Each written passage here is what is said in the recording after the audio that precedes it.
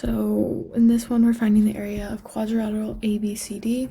So we know that the ABCD can be split into two triangles, creating triangle ABD and BCD. So we know that the area of ABCD is going to be the area of BCD plus ABD. So we're going to start by finding the area of triangle BCD, and we know that the area is equal to 1/2 AB sine theta, and theta in this case is going to be the angle between the two lengths that are given. So once we apply that formula, we get 8.660, and so that's the area of triangle BCD, which we'll use later on. Now we have to move to finding the area of triangle ABD, and we have to do a couple things before we're able to do that. So first, we're going to use the law of cosines to find the value of side x. So this is what, in this case, what we're looking for.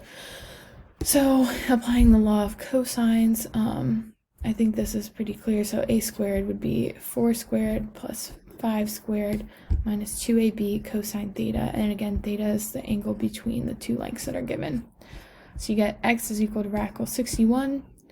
And next you are able to move to the law of sines to find the value of angle r. So this just says the length divided by the sine of the opposite angle is equal to the length of another side divided by that side's opposite angle, the sine of that opposite angle. So applying that formula, you have radical 61 over sine 120 is equal to 5 over sine of r. So then just doing some algebraic manipulation, you get r is equal to 33.670 degrees. So we know that angle B is equal to 120. And we know that angle R is equal to 33.670, and we want to find angle Q. So we know that Q is equal to B minus R, which makes Q equal to 86.330.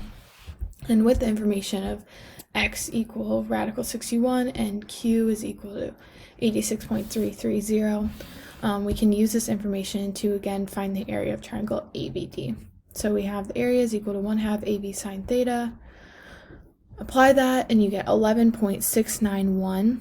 So now we have both the areas we have the area of both triangles. So 11.691 plus 8.660 gives you 20.351, which is the area of the entire quadrilateral.